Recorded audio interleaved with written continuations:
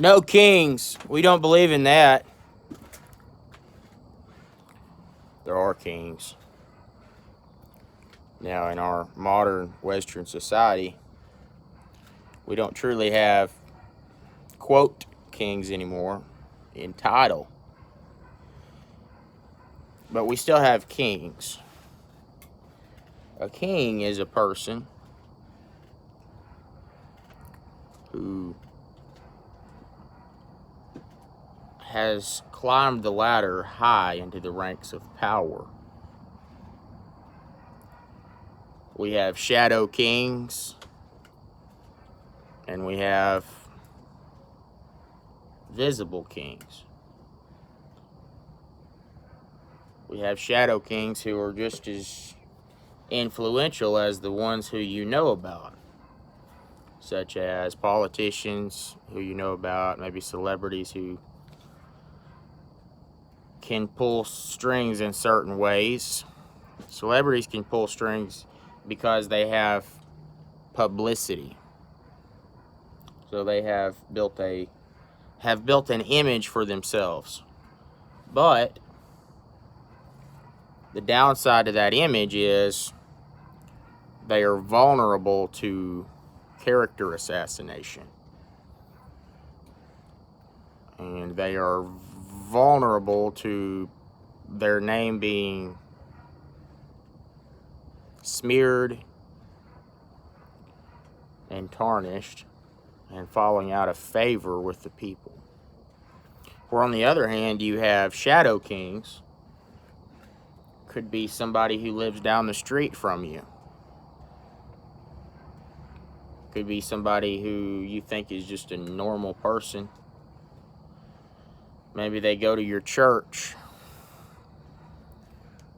and could be your pastor, could be a deacon, or could just be somebody that comes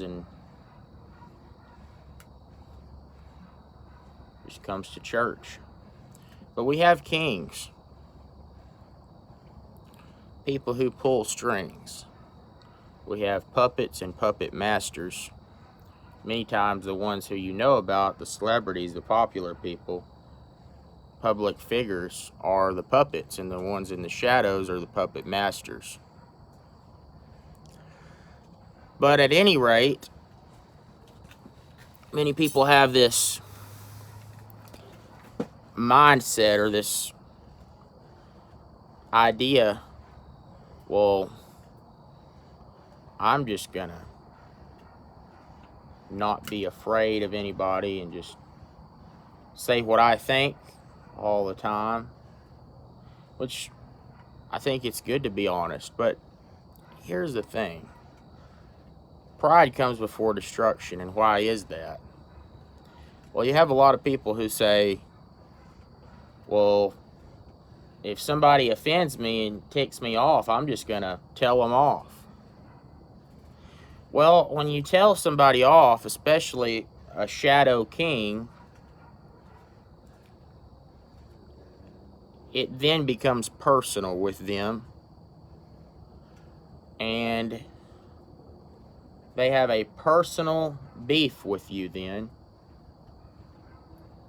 And they can cause you a lot of troubles in your life.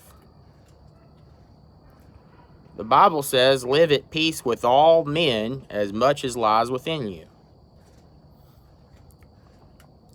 So, perhaps a shadow king throws an insult at you, or maybe says something to you that just kind of is a little bit, just kind of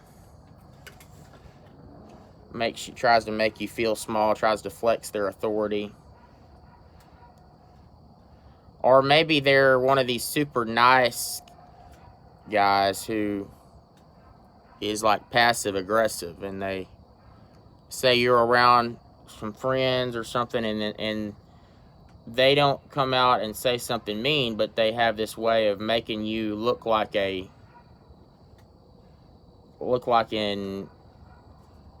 insignificant person around your friends, making you look small. That happens a lot. Because really, really, really, really intelligent people know a lot of times how to manipulate social situations to make themselves look, number one, like a virtuous person. Secondly, under the surface, they are scheming. That's the pinnacle of seduction, the pinnacle of social manipulation. So you may be offended by that. Or you may be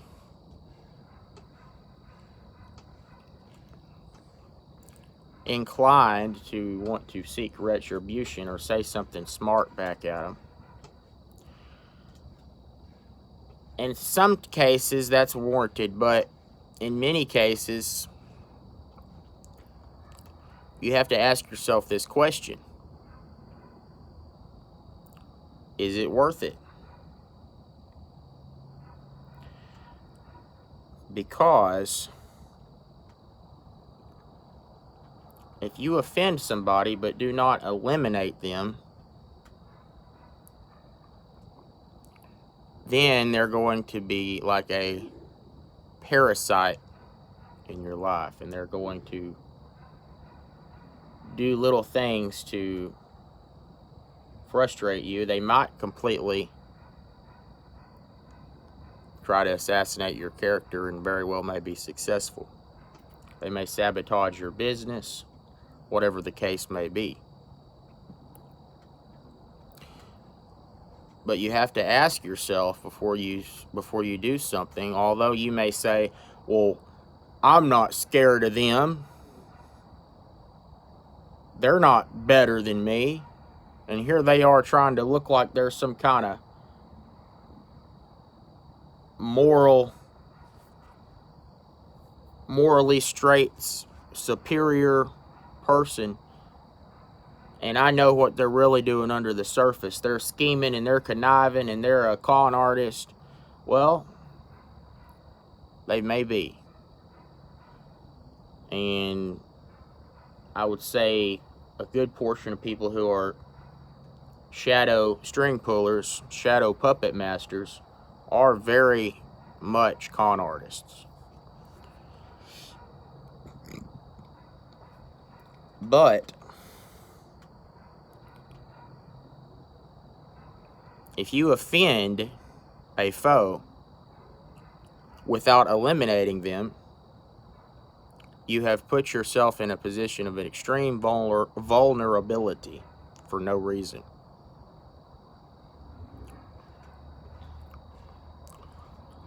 So, no matter what they take from you, no matter what they do,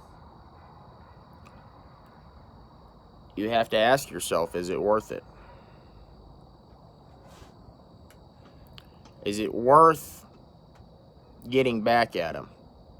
Many times you can kill these people with kindness, and you can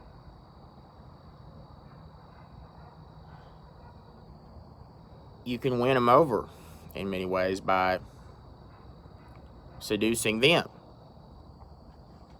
which is great. But at the very least, you have to ask yourself, is it worth getting crossways with these people? Especially if you have really important things that are very important to you that you're trying to achieve, and you know that they could put a significant roadblock in your way. Is it worth the frustration they're going to cause you? And if they are really bad enough, they're really doing something that's bad enough, and it's so evil that you think it's really going to be a detriment to the world, and you're a powerful enough person, take them out. You know, hire a private investigator to find out what they're doing and take them to court, whatever the case may be. Eliminate them.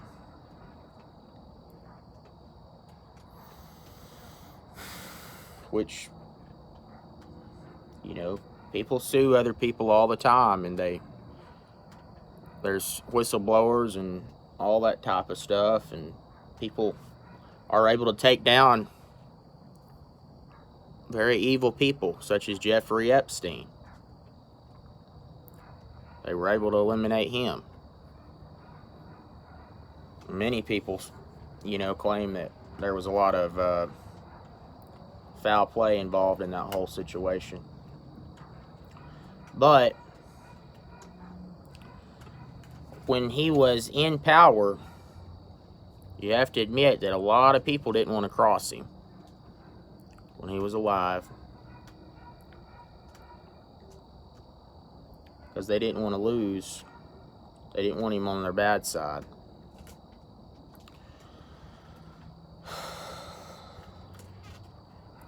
So, before you attempt to do something, you have to count the cost. Can I accomplish this, or am I just going to try and get halfway through it and then have to tuck my tail between my legs and apologize? Because if somebody is more powerful than you, it may make you mad, but hopefully it will motivate you to become more powerful and use your power for good. And you can overcome the evil with the good.